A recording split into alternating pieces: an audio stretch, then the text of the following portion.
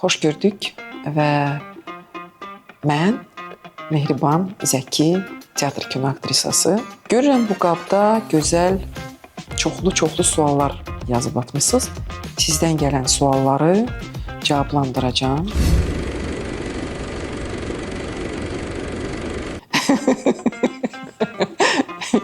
Açığı, yox, belə bir proses heç vaxt olmayıb. Rejissor mənə heç vaxt emosional ol deməyib. Çünki deməyib də. Rejissor mənə sadəcə olaraq məkanın çərçivələri, buradan coğrafi olan keçidi, bunları deyib və əgər nəyi danışmışıqsa əvvəlcədən müzakirə etmişik, məşq etmişik, o emosionallığın dərəcəsini də təyin etmişik. Ona görə çəkiliş prosesində artıq iş gedir. Texniki olaraq iş. O emosionallıq artıq mənə aiddir. Növbəti sual. İlk gəl bura gələndə nə dedim? Bu nə qarşılamaqdır? Tamam. Amma səhnə arxasında ən çox dediyim söz hazıram. Hazıram. O söz daha çox mənə. Çünki iş prosesidir. Reallığın dozası olmur.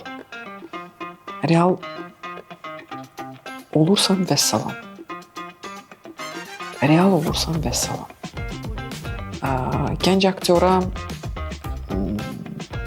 baxın, mən buradan keçim bir məqamı, mən həm də İncəsənət Universitetində pedaqoji fəaliyyətlə məşğulum. Və gənclərə hər zaman deyirəm ki, mən sizə aktyor olmağı öyrətməyəcəm. Aktyor özünüz olacaqsınız. Mən sizə yalnız texniki tərəflərini deyə bilərəm, yönləndirə bilərəm.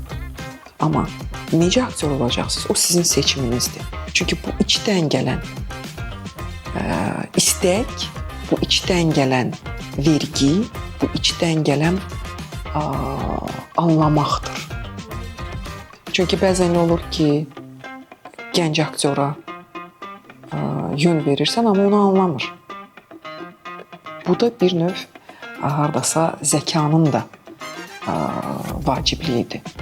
Reallığın dozası olmur.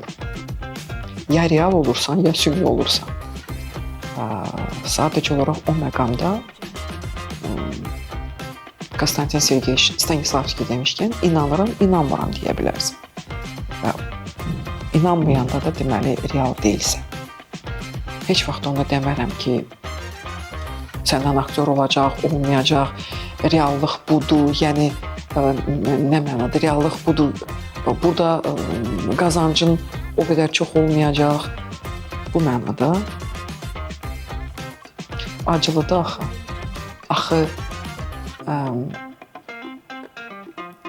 reallığı dalıcan getmiş olsaq əgər sənətdə, o zaman gərək biz sənətlə məşğul olmayaq. Amma siz mənə sual versəz ki, incəsənət nəyimizə lazımdır? Bax, mən ona sizə cavabını verə bilərəm. İncəsənət insanın ruhunu təmizləyəcək bir sənət növüdür, bir sənətdir. İncəsənətin bütün növləri. Və əgər incəsənət olmasaydı, cəmiyyət, insanlıq çox dərin bir bataqlığa, çirkablığa uğramış olardı. Maalesef bunu bütün cəmiyyətlərdə dərk eləmirlər.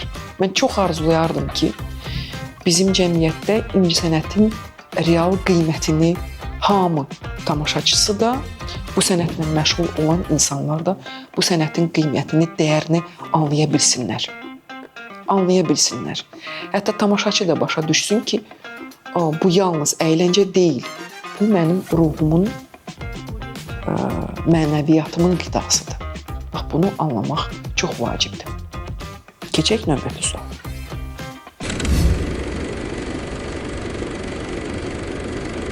Yox, yaxşı ki, teatr kino var. Tok-şou aparmazdım. Hərçəndi televiziyada veriliş aparıcılığı deyiləm, talk show olmasa da, amma maarifləndirici veriliş aparmaq arzusunda olmuşam və bu prosesi eləyirəm. Bundan bir neçə müddət əvvəl ədəbiyyat mövzusunda verilişlər aparmışam. O da maarifləndirici mövzudur. İndi də daha çox arxitektura, yəni binalarla bağlı, binaların tarixi ilə bağlı bir verilişimiz var Mədəniyyət kanalında. Bu da maarifləndiricidir və hətta Azərbaycan Dövlət Televiziyasında ASTV-də Sərvətimiz adlı verilişimiz var. Orada qiraətlə məşğulam, aparıcılıq deyil. Amma yəni məşğul olduğum işlər hər sahədə bayaq söylədiyim kimi sənətin ruha, mənəviyyata qidasını vurğulamaqdır, vacibliyini vurğulamaqdır. Ona görə talk show düşünərəm bu barədə.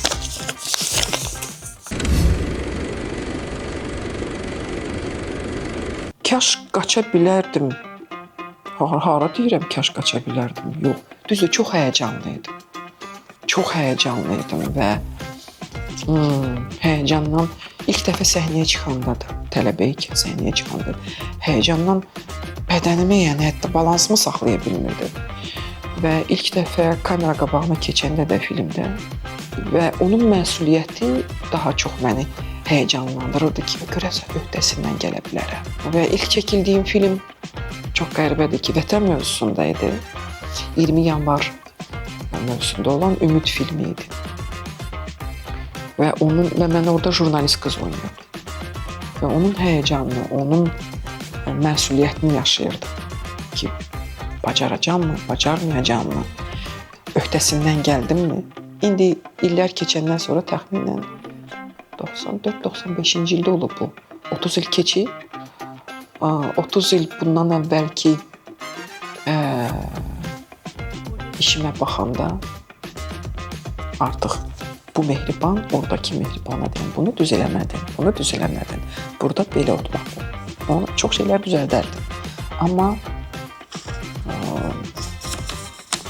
yaxşı ki, çəkilmişim.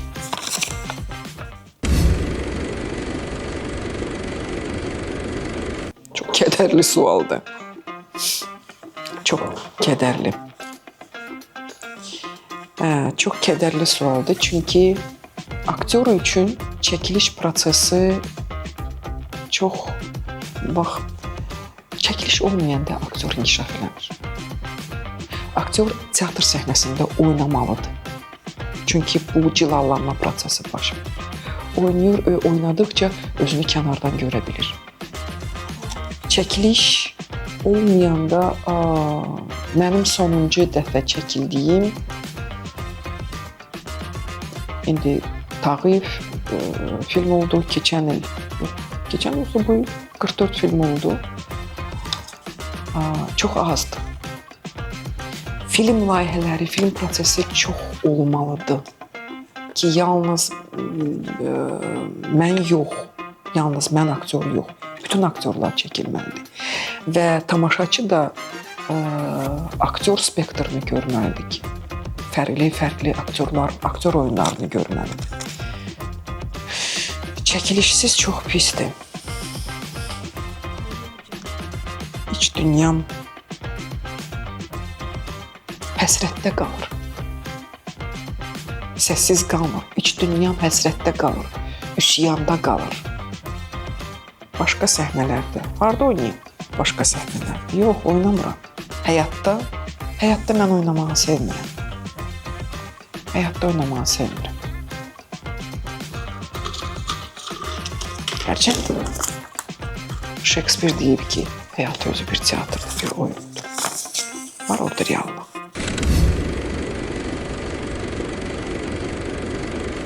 Yox, mən evə gedəndə daşımıram özümdən. O rolu özümdən daşımıram. Amma səhnədə, kinoda yox, səhnədə bir rolum olub ki, özüm ondan qorxmuşam. Evdəkilər yox, özüm ondan qorxmuşam. o tamaşanı hələ də oynayıram.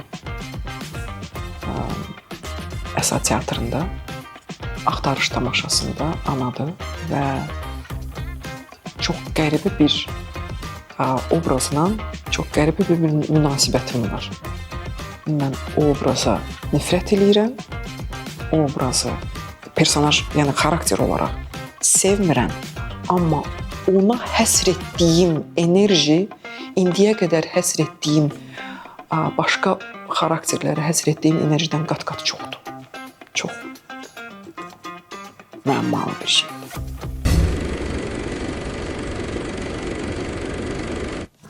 Çox maraqlı bir proses baş verərdi. Çox maraqlı. Mən düşünürəm ki, o xarakterlər hamısı bir yerə yığırsa, çox maraqlı bir söhbət yaranardı. Bir-birləri ilə düşünürəm ki, çox intellektual söhbət aparardılar. Kim nədə haqlıdır, kim nədə haqlı deyil. Mən də oturub onları dinləyərdim. Maraqlı gəldi mənə.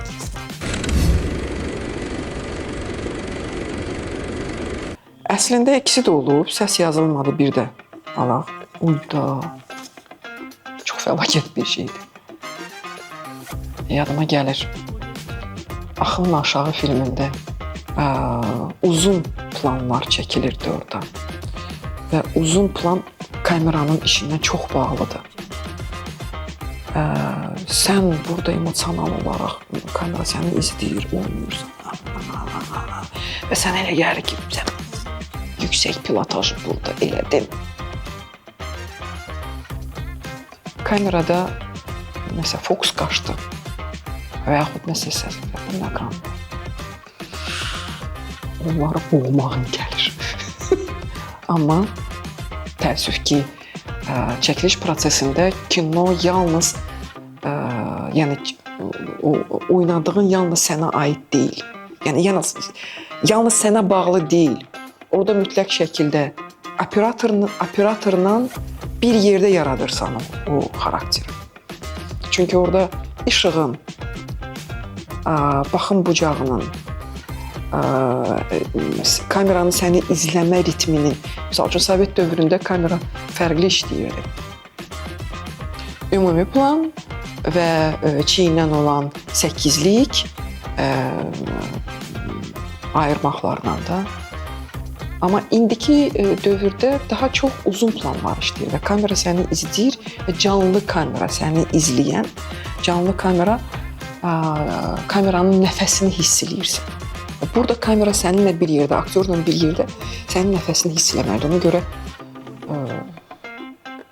teatrdan fərqli kinoda sən operatora bağlısan. Operator səni duymalıdır. Operator, rejissor səni hiss eləməlidir, duymalıdır. Səs yazılır. Dəhşət.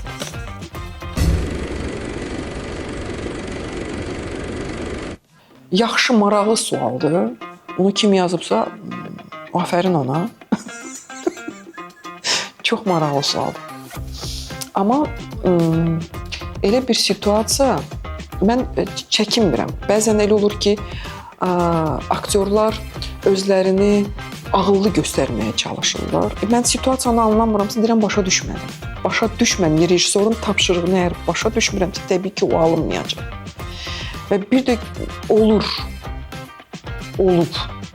ki, rejissor mənə vəziyyəti tamlıqla izah eləyə bilmir.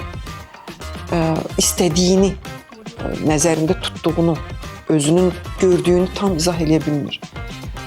Mən öz anladığım kimi oynayanda görsən ki, deyir, alınmır, nə bilim nəsə. Tam izah et, onda konflikt yaranır içimdə. Konflikt yaranır ki, məndə alınmır, amma bunun səbəbini daha çox rejissorun mənə verdiyi tapşırığın daha dəqiq, daha dürüst, daha səlis olmağında görürəm.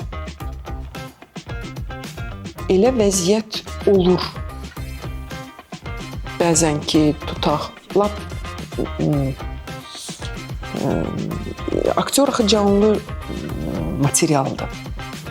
təbii ki, ssenari kimi, məkan kimi, istər teatr rejissoru üçün olsun, istər kino rejissoru üçün olsun, aktyor da materialdır. Ssenari materialdır, işıq materialdır. Aktyor da onun bir kadrda bir çox vacib materialdır. Çox vacib material. Amma həm də digər məsəl üçün işıq necə qoyacaqsan duracaq. Aktyorun işığı içindən gəlməlidir. Onun enerjisi bugün hansı yuxudan hansı ovqatla durub, hansı fikirlərlə, ona görə bunlar hamısı idarə olunmalı və tənzimlənməli bir prosesdir. Bunu bir kəlmə ilə izah eləmək də çətindir. Bir də görürsən, güdə gələndə nəsə kimsə, aktyorlar emosional olurlar həm də.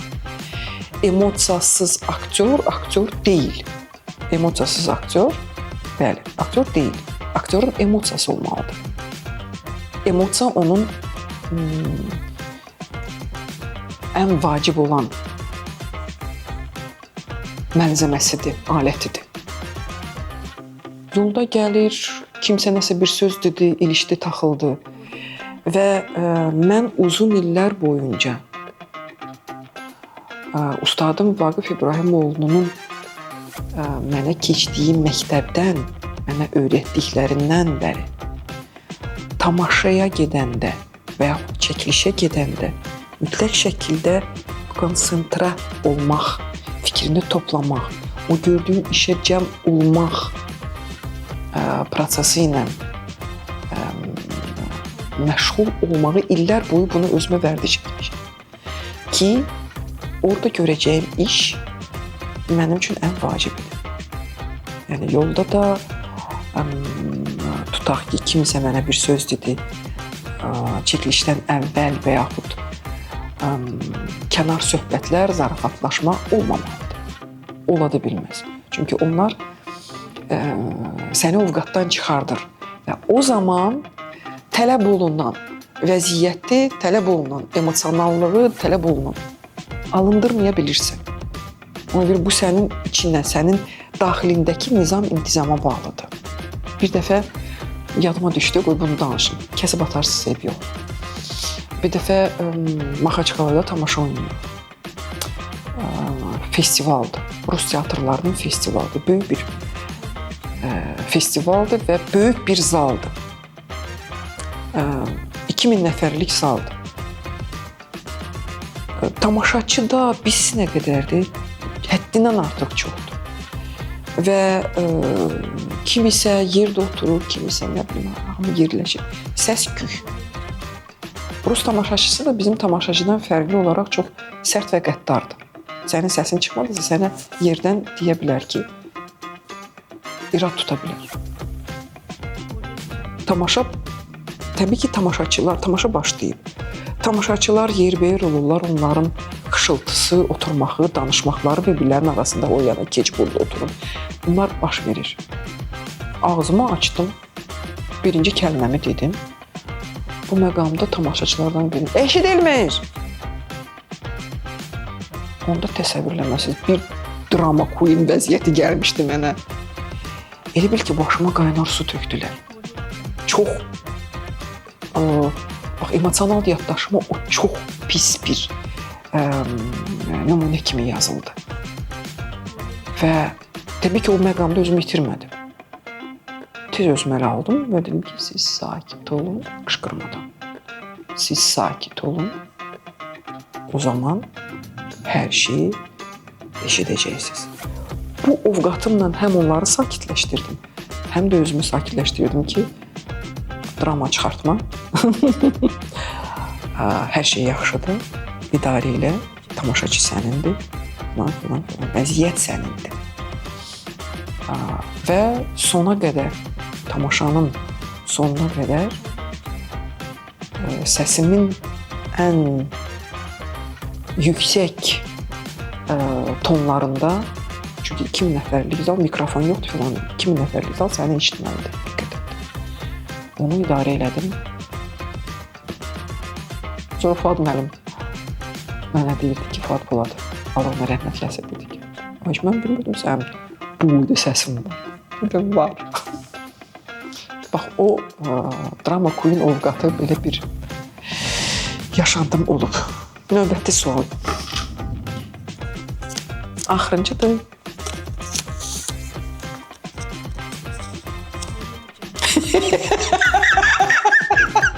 Sanki. Ay. Sonra da deyirlər ki, hər şey idarə edir. Bax, axırıncı sual məhz belə gəlməli idi.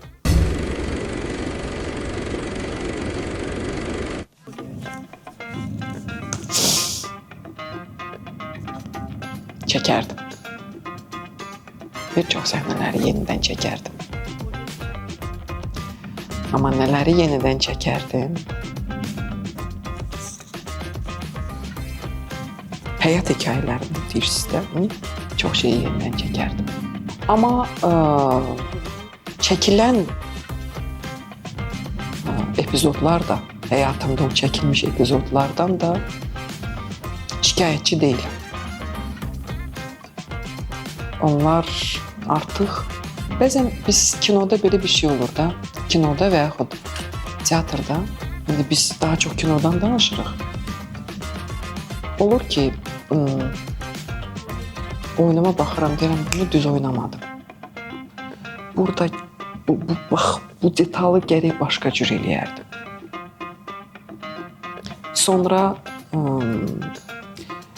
təklif olunmuş vəziyyəti və situasiyanı yadıma salıram ki, orada başqa cür mümkün deyil idi. Yenə də düşünürəm ki, daha peşəkarcasına yanaşıb onu başqa cür eləyərdim. Amma artıq o filmlər var. Məsələn, Axılın Aşağı filmində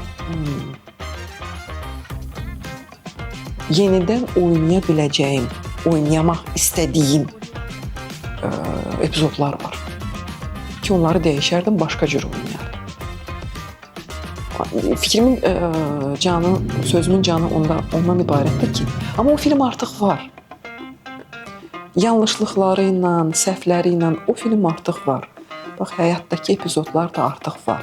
Yanlışlıqları ilə, səhvləri ilə, doğru olmamaqları ilə artıq var.